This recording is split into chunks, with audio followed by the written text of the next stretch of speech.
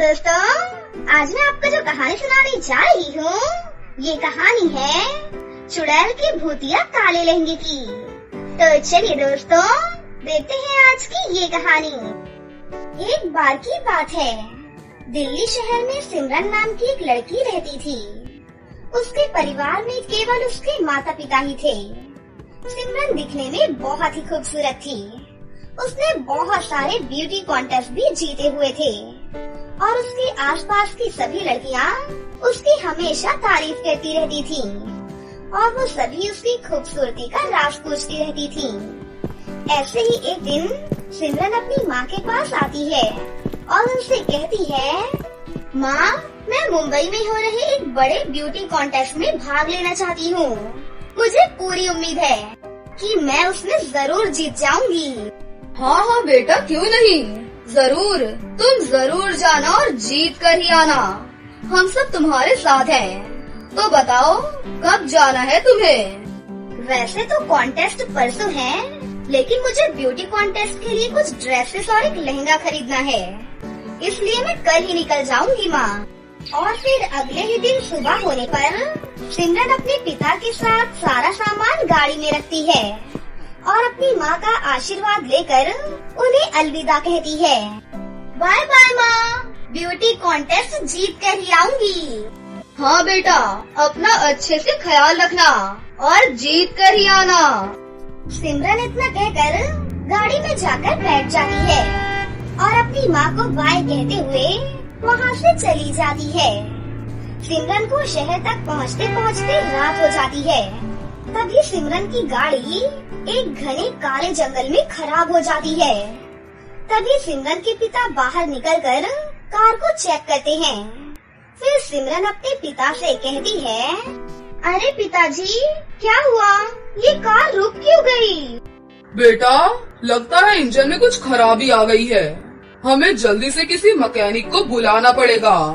सिमरन के पिता मैकेनिक को फोन करते हैं, लेकिन इतने घने काले जंगल में उन्हें नेटवर्क नहीं मिलता और वो नेटवर्क की तलाश में बहुत दूर तक निकल जाते हैं। और इधर सिमरन कार में अपने पिताजी का इंतजार कर रही थी, लेकिन कार में बैठे बैठे उसे एक भयंकर हंसने की आवाज सुनाई देती है, जिसे सुनकर सिमरन बहुत ही डर जाती है। अब मुझे खूबसूरत होने से कोई नहीं रोक सकता। सिमरन को जिस दिशा से आवाज आ रही थी, वो उस दिशा में जाने लगती है। तभी सिमरन को एक बहुत ही डरावनी गुफा दिखाई देती है। आवाज उसे गुफा के अंदर से आ रही थी। सिमरन उस गुफा के अंदर जाकर देखती है तो वहाँ पर एक बहुत ही डरावनी चुड़ैल एक काला लहंगा पहनने के लिए देख रही थी।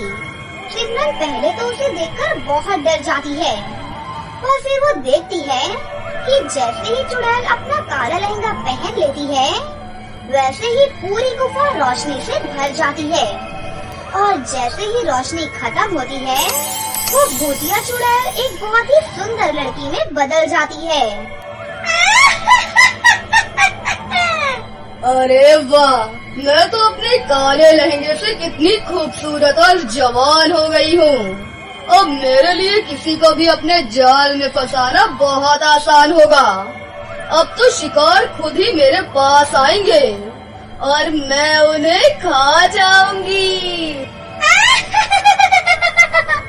इतना कहकर वो भूतिया चुड़ैल वो काला लहंगा वहाँ पर रखकर वहाँ से गायब हो जाती है। तभी सिमरन के मन में उस काले लहंगे को चुराने का ख्याल आता है और वो सोचती है, अरे वाह, ये तो कोई जादुई काला लहंगा है। अगर मैं इसे चुरा लूं, तो कल के ब्यूटी कॉन्टेस्ट में मुझसे कोई भी नहीं जीत सकता। अब तो मेरा जीतना पक्का है। उसके बाद सिमरन जल्दी से उस काले लहंगे के पास जाती है और वो काला लहंगा चुराकर वहाँ से अपनी गाड़ी के पास वापस लौटती है। वहाँ पर सिमरन के पिता खड़े सिमरन का इंतजार कर रहे होते हैं। तभी सिमरन उस काले लहंगे को अपने पिताजी से छुपाने के लिए उसे गाड़ी के पीछे रख देती है और फिर सिमरन अपने पिता के पास जाकर उनसे पूछती है, अरे पिताजी, क्या अभी तक मैकेनिक नहीं मिला आपको? वो तो कब का आ गया था बेटा, और गाड़ी अब ठीक भी हो चुकी है और वो चला भी गया है। लेकिन तुम कहाँ थी कब से? मैं कब से खड़ा यहाँ पर तुम्हारा इंतजार कर रहा हूँ। वो पिताजी, गाड़ी में बैठे बैठे मैं बहुत बोर हो रही थी, इसीलिए थोड़ा सा यहीं पास में ही टहलने चली गई थी। अच्छा ठीक है, चलो अब बहुत लेट हो रहा है, अब हमें यहाँ से चलना चाहिए। उसके बाद सिमरन वो काला लहंगा अपनी गाड़ी में रखकर अपने पिता के साथ गाड़ी में बैठकर वहाँ से चली जाती है और अगली ही सुबह वो मुंबई पहुँच जाती है। कॉन्टेस्ट में पहुँचने के बाद पहले राउंड की बारी आती है। फिर सिमरन जल्दी से तैयार होकर वो काला लहंगा पहन लेती है और रैंप वॉक के लिए आ जाती है। लेकिन जैसे ही वो रैंप वॉक के लिए आती है, सभी लोग सिमरन को देखकर बहुत डर जाती हैं और वहाँ से भागने लग जाती हैं, क्योंकि सिमरन एकदम भूतिया और खतरनाक चुड़ैल दिख रही थी। फिर सिमरन सोच में पड़ जाती है कि ये क्या हो रहा है। सिमरन को नहीं पता था कि जो काला लहंगा उसने पहन रखा है वो एक भूतिया लहंगा है। सिमरन की ये हालत देखकर सिमरन के पिता घबरा जाते हैं और वो मंदिर से एक पंडित जी को बुलाते हैं। मंदिर से पंडित जी आकर आंखें बंद करके कुछ मंत्र पढ़ने लगते हैं और सिमरन के उस काले लहंगे पर गंगा जल छिड़कते हैं। गंगा जल छिड़कते ही सिमरन फिर से पहले जैसी हो जाती है और उसका काला लहंगा सफेद लहंगे में बदल जाता है। फिर मंदिर के पंडित सिमरन के पिता से कहते हैं, आपकी बेटी ने एक बहुत ही शक्तिशाली चुड़ैल का काला लहंगा चुराया था, जो जादुई काला लहंगा नहीं बल्कि एक भूतिया काला लहंगा था। जो भी कोई साधारण व्यक्ति उससे इस्तेमाल करेगा वो चुड़ैल की तरह दिखने लगेगा। ये सब उस भूतिया चुड़ैल की चाल थी और सिमरन उसकी जाल में फंस गई। लेकिन अब तुम्हें घबराने की कोई भी जरूरत नहीं है बेटा, अब ये जादुई सफेद लहंगा बन चुका है। अब तुम इससे जो भी मांगोगी तुम्हें वो सब कुछ मिल जाएगा बेटा। और फिर सिमरन बिल्कुल ठीक हो जाती है और उसे अपनी गलती का एहसास हो जाता है। फिर वो अपने पिता से वादा करती है कि अब से वो कभी भी लालच और चोरी नहीं करेगी। अंत में सिमरन दोबारा से वो जादुई सफेद लहंगा पहनकर तैयार होकर आती है और जब वो रैंप वॉक कर रही होती है तो सबकी नजर उस पर ही टिक जाती है और वो उस ब्यूटी कॉन्टेस्ट को जीत जाती है, जिससे वो बहुत ज्यादा खुश होती है। उसके बाद वो वापस अपने पिता के साथ दिल्ली आ जाती है और अपनी माँ को सब कुछ बता देती है, जिसे सुनकर उसकी माँ भी बहुत खुश होती है। और अब सिमरन को जो भी चाहिए होता था वो उस जादुई सफेद लहंगे से सब कुछ मांग लिया करती थी और वो उस लहंगे की मदद से हर कॉन्टेस्ट जीत जाती थी। और फिर वो अपने माता पिता और उस जादुई सफेद लहंगे के साथ अपनी जिंदगी हंसी खुशी से जीने लगती है। बहुत समय पहले की बात है, उत्तर प्रदेश के एक छोटे से गांव में श्रुति अपने पिता दिनेश और अपनी माँ शालिनी के साथ हंसी खुशी से रहती थी। श्रुति के माता पिता श्रुति से बहुत प्यार करते थे और उसके पिता मेहनत करके अपना और पूरे घर का खर्चा उठाया करते थे। श्रुति के पिता दिनेश एक टैक्सी ड्राइवर थे और श्रुति की माँ शालिनी घर में ही रहकर घर का पूरा काम संभालती थी। ऐसे ही दिन बीत रहे थे। एक दिन सुबह सुबह श्रुति, ओ श्रुति, जल्दी से अपने पापा के लिए नाश्ता बना दे, उन्हें काम पर जाना है। हाँ माँ, बस नहा कर आ रही हूँ और पापा तो अभी तक सो रहे हैं। अब क्या करें, बेचारे दिन रात टैक्सी चलाते हैं, तब जाकर कहीं इस घर के खर्चे पूरे हो पाते हैं। थोड़ी देर बाद श्रुति के पिता जाग जाते हैं और शालिनी को पुकारने लगते हैं। शालिनी, ओ शालिनी, जल्दी से पानी गर्म करके दे दो, मुझे 1 घंटे में रेलवे स्टेशन पहुंचना है। 1 घंटे के बाद ट्रेन आने वाली होगी, वहाँ पर बहुत सारी सवारी मिल जाएगी। अरे जी, मैंने पानी गरम कर दिया है, आप जल्दी से जाकर नहा लीजिए, तब तक श्रुति आपके लिए नाश्ता बना देगी। भाग्यवान, तुम कितनी अच्छी हो। मेरे बिना बोले ही तुम सारा काम पहले से ही करके रखती हो। अरे नहीं जी, आप भी तो दिन रात मेहनत करते हैं, तो मेरा तो इतना फर्ज बनता ही है। हाँ शालिनी, बस श्रुति बेटी की शादी हो जाए, फिर सारी टेंशन ही दूर हो जाएगी। इतने में श्रुति वहाँ आ जाती है। क्या पापा, आप भी ना, मुझे नहीं करनी कोई शादी वादी। शादी में कितना सारा पैसा खर्च होता है, हम लोग इतना सारा पैसा कहाँ से लाएंगे? उसकी चिंता तुम मेरे ऊपर छोड़ दो बेटा। मेरी प्यारी बिटिया के लिए कहीं न कहीं से मैं इंतजाम कर ही लूँगा। श्रुति मुंह लटकाकर किचन में पापा के लिए नाश्ता बनाने चली जाती है। शालिनी, मैंने श्रुति के लिए एक अच्छा सा लड़का देख रखा है। आज शाम में उसके घर जाकर बात कर लूँगा। आपको जैसा ठीक लगे, अब सब कुछ आप ही को तो करना है। श्रुति के पिता नाश्ता करके अपनी टैक्सी लेकर रेलवे स्टेशन पहुंच जाते हैं। दिन भर टैक्सी चलाने के बाद शाम होते ही श्रुति के पिता लड़के वालों के घर पहुंच जाते हैं। नमस्ते बहन जी, मैं श्रुति का पापा हूँ। उस दिन मैंने आपसे रिश्ते की बात की थी ना? अरे हाँ, आइए आइए भाई साहब, बैठिए और सुनाइए, घर में सब कैसे हैं? जी सब ठीक है। मैं सोच रहा था कि अगर एक बार आप श्रुति को देखने हमारे घर आ जाते तो हम लोग इसी गर्मी में शादी कर देते। अरे बिल्कुल, हम लोग तो कल ही आपके घर लड़की देखने आ जाएंगे। उसके बाद श्रुति के पापा वापस अपने घर आ जाते हैं। शालिनी, अरे ओ शालिनी, जल्दी से बाहर आओ। अरे क्या हुआ जी, इतना क्यों चिल्ला रहे हो? शालिनी, कल लड़के वाले श्रुति को देखने हमारे घर आ रहे हैं। हे भगवान, तेरा लाख लाख शुक्र है। रात बहुत हो चुकी थी, सभी लोग खाना खाकर सो जाते हैं और अगली सुबह होते ही घर की तैयारियों में सभी जुट जाते हैं। अरे श्रुति, तू अभी तक तैयार नहीं हुई? लड़के वाले आते ही होंगे, जा जल्दी से नई साड़ी पहन ले। थोड़ी देर बाद लड़के वाले श्रुति को देखने आ जाते हैं। कुछ देर तक खाना पीना चलते रहता है।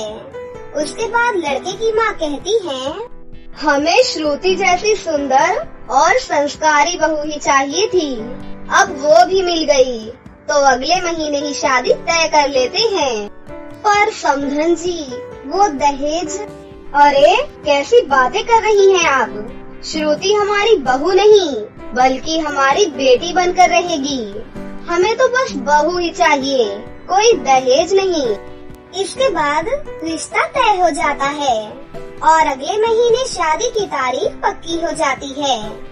धीरे धीरे समय गुजरता है और शादी से ठीक 3 दिन पहले श्रुति के पापा शालिनी से कहते हैं, शालिनी, मैंने लगभग सारी तैयारी पूरी कर दी है, पर मेरे पास पैसे खत्म हो गए हैं और श्रुति के लिए एक अच्छा सा लहंगा भी तो लेना है।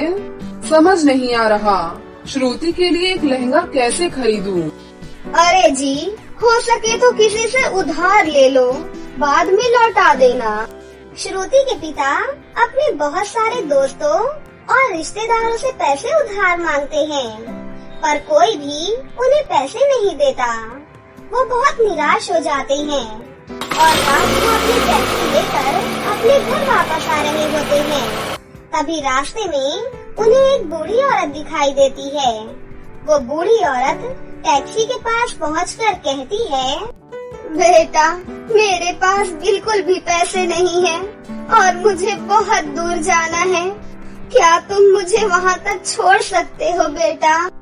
अरे कोई बात नहीं अम्मा जी, आप टैक्सी में बैठ जाइए, मैं आपको छोड़ देता हूँ। श्रुति के पिता उस बूढ़ी औरत को उसके घर तक छोड़ देते हैं, लेकिन टैक्सी से उतरते ही वो बूढ़ी औरत एक खूबसूरत परी के रूप में बदल जाती है। अरे कौन हो तुम? घबराओ मत, मैं एक परी हूँ और उस रास्ते पर भेष बदलकर मैं सभी लोगों की परीक्षा ले रही थी। तुम्हारे अलावा किसी ने भी मेरी मदद नहीं की। मैं तुमसे बहुत खुश हूँ। बताओ तुम्हें क्या चाहिए? परी जी, 2 दिन बाद मेरी बेटी की शादी है, लेकिन शादी में पहनने के लिए उसके पास कोई लहंगा नहीं है। अगर आप मुझे एक लहंगा दे दें तो मेरे लिए बहुत ही अच्छा होगा। दिनेश के इतना बोलते ही परी अपने जादू से एक लहंगा प्रकट करके श्रुति के पिता को दे देती है। ये एक जादुई लहंगा है। इसे पहनने वाली दुल्हन अपने आप बहुत सुंदर हो जाएगी और उसकी सारी गरीबी भी दूर हो जाएगी। इतना कहते ही परी वहाँ से गायब हो जाती है। श्रुति के पिता वो लहंगा लेकर अपने घर वापस आ जाते हैं और सारी बात श्रुति और शालिनी को बताते हैं। दिनेश के मुंह से ये बातें सुनकर सभी लोग बहुत खुश होते हैं। शादी के दिन श्रुति वो लहंगा पहन लेती है। जादुई लहंगा पहनते ही श्रुति पहले से बहुत ज्यादा खूबसूरत हो जाती है और उसके हाथों में सोने की चूड़ियाँ आ जाती हैं और सारा घर बहुत सुंदर सा सज धज जाता है। जादुई लहंगे के कारण तरह तरह की मिठाइयाँ और खाने प्रकट हो जाते हैं। थोड़ी देर बाद वहाँ बारात आ जाती है और बहुत धूमधाम से श्रुति की शादी हो जाती है। श्रुति अपने ससुराल पहुँच जाती है।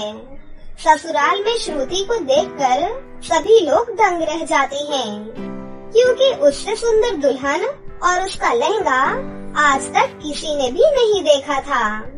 शादी के अगले दिन ससुराल में श्रुति उस जादुई लहंगे की मदद से बहुत ही यमी खाना बनाती है। वाह बेटा, कितना टेस्टी खाना बनाया है तुमने। मैंने आज तक इतना स्वादिष्ट खाना कभी नहीं खाया। तुम्हारे हाथों में तो जादू है, जादू। उस दिन के बाद श्रुति अपने जादुई लहंगे की मदद से घर के सारे काम आराम से करने लगती है। कुछ दिन ऐसे ही बीत जाते हैं और अब श्रुति अपने ससुराल में सबकी लाडली बन गई थी। इसलिए श्रुति की नंद सूजी उससे जलने लगती है। एक दिन मौका लगते ही श्रुति की नंद श्रुति के कमरे में पहुंच जाती है। आज इसकी सभी साड़ियाँ और सूट फाड़ देती हूँ। इसे मजा चखाना ही होगा।